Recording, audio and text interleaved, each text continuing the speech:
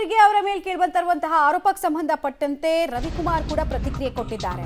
ಪ್ರಿಯಾಂಕ್ ಖರ್ಗೆ ಅಂಗಿ ಹರ್ಕೊಂಡು ರಾಜೀನಾಮೆ ಕೊಡಲ್ಲ ಅಂತಿದ್ದಾರೆ. ಅದಕ್ಕೆ ನಾವು ಕಲಬುರಗಿಯಲ್ಲಿ ಹೋರಾಟಕ್ಕೆ ಮುಂದಾಕಿದ್ದೀವಿ. ಪ್ರಿಯಾಂಕ್ ಖರ್ಗೆ ಹೆಸರು ಡೆತ್ ನೋಟ್ನಲ್ಲಿ ಪ್ರಸ್ತಾಪ ಆಗಿದೆ.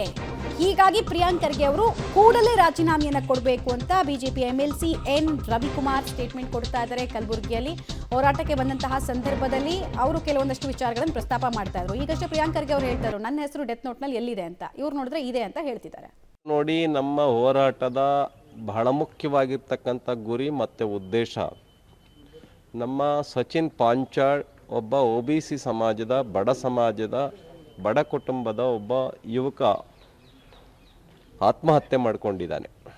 5 ಜನ ಸೋದರಿಯರನ್ನು ಬಿಟ್ಟು, ತಂದೆ ತಾಯಿಯನ್ನು ಬಿಟ್ಟು ಆ ಫ್ಯಾಮಿಲಿಗೆ ನ್ಯಾಯ ಕೊಡಿಸ್ಬೇಕು ಅಂತಕ್ಕಂಥ ಉದ್ದೇಶ ಇಟ್ಕೊಂಡು ನಾವು ಇವತ್ತು ಕಲಬುರಗಿ ನಗರದಲ್ಲಿ ಪ್ರಿಯಾಂಕ ಖರ್ಗೆಯವರು ಏನು ಅಂಗಿ ಹರಿದುಕೊಂಡ್ರೂ ರಾಜೀನಾಮೆ ಕೊಡಲ್ಲ ಅಂತ ಉದ್ದಟತನವನ್ನು ತೋರಿಸ್ತಾ ಇದ್ದಾರೆ.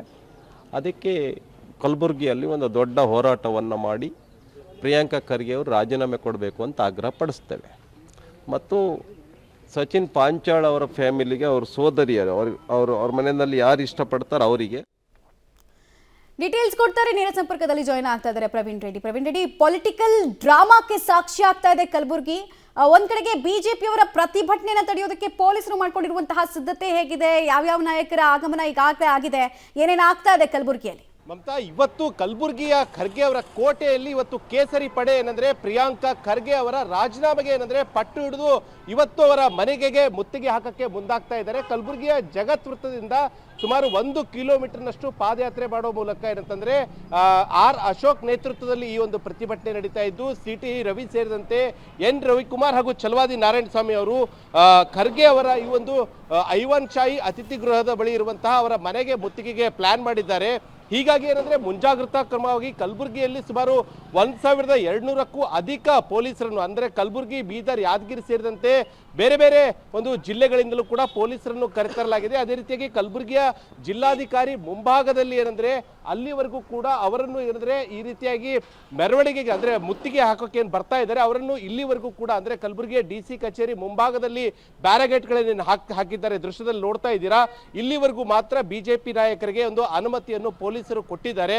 ಒಂದು ವೇಳೆ ಏನಾದರೂ ಇದಕ್ಕೂ ಮುಂದೆ ಹೋಗೋದಕ್ಕೆ ಏನಾದರೂ ಬಿಜೆಪಿ ನಾಯಕರು ಪ್ರಯತ್ನ ಪಟ್ಟರೆ ಅವರನ್ನು ವಶಕ್ಕೆ ಪಡೆಯುವುದಾಗಿ ಈಗಾಗಲೇ ಪೊಲೀಸರು ಆ ಒಂದು ಬಿಜೆಪಿ ನಾಯಕರ ಜೊತೆ ಮಾತುಕತೆ ಕೂಡ ನಡೆಸಿದ್ದಾರೆ.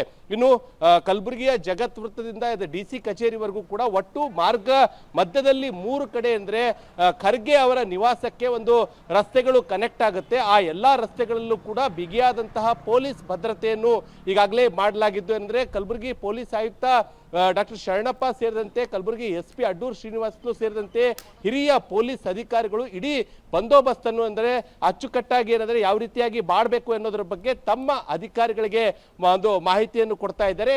ಹೀಗಾಗಿ ಈ ಮೂಲಕ ಅಂದ್ರೆ ಯಾವುದೇ ಕಾರಣಕ್ಕೂ ಕೂಡ ಮಲ್ಲಿಕಾರ್ಜುನ್ ಖರ್ಗೆ ಅಂದ್ರೆ ಪ್ರಿಯಾಂಕ್ ಖರ್ಗೆ ಅವರ ಮನೆಗೆ ಮುತ್ತಿಗೆ ಹಾಕದಂತೆ ಯಾವೆಲ್ಲ ಒಂದು ಕ್ರಮಗಳನ್ನು ತೆಗೆದುಕೊಳ್ಬೇಕು ಆ ಎಲ್ಲ ಕ್ರಮಗಳನ್ನು ತೆಗೆದುಕೊಳ್ಳಲಾಗಿದೆ. ಇದು ಏನಂದ್ರೆ ಕಲಬುರಗಿ ಜಿಲ್ಲಾಧಿಕಾರಿಯ ಒಂದು ಕಚೇರಿ ಮುಂಭಾಗದ ಈ ಒಂದು ದೃಶ್ಯ ಆಗಿದೆ. ಒಂದು ವೇಳೆ ಇಲ್ಲಿಂದ ಏನಾದರೂ ಬಿಜೆಪಿ ನಾಯಕರು ಈ ಬ್ಯಾರಿಗೇಡ್ಗಳನ್ನು ಏನಾದರೂ ಕ್ರಾಸ್ ಮಾಡಿ ಹೋದ್ರು ಸಾಕು, ಮತ್ತೆ ಅವರ ಪ್ರಿಯಾಂಕ್ ಖರ್ಗೆ ಅವರ ಮುಂದೆ ಅಂದ್ರೆ ಮನೆಯ ಭಾಗದಲ್ಲಿರುವಂತಹ KKRDB ಕಚೇರಿ ಆ ಒಂದು ಸ್ಥಳದಲ್ಲೂ ಕೂಡ ಬ್ಯಾರಿಗೇಡ್ಗಳನ್ನು ಹಾಕಿದೆ. ಅದೇ ರೀತಿಯಾಗಿ ಬಿಗಿಯಾದಂತಹ ಪೊಲೀಸ್ ಭದ್ರತೆಯನ್ನು ಮಾಡಿಕೊಡಲಾಗಿದೆ.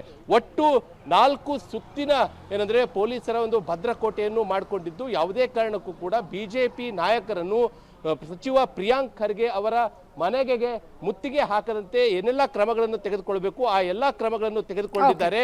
ಈ ಕಡೆ ನೋಡೋದಾದ್ರೆ ಆರ್ ಅಶೋಕ್ ಆಗಿರ್ಬೋದು, CT ರವಿ ಆಗಿರ್ಬೋದು, ಪೊಲೀಸರು ಎಷ್ಟೇ ಒಂದು ಸಿಟಿ ಅಂದ್ರೆ ಬಿಗಿ ಭದ್ರತೆ ತೆಗೆದುಕೊಂಡ್ರು ನಾವು ಪ್ರಿಯಾಂಕ್ ಖರ್ಗೆ ಮನೆಗೆ ಮುತ್ತಿಗೆ ಹಾಕೋದಾಗಿ ಅವ್ರು ಹೇಳ್ತಾ ಇದ್ದಾರೆ. ಮಮತಾ, ಧನ್ಯವಾದ ಪ್ರವೀಣ್ ರೆಡ್ಡಿ ತಮ್ಮ ಮಾಹಿತಿಗಾಗಿ.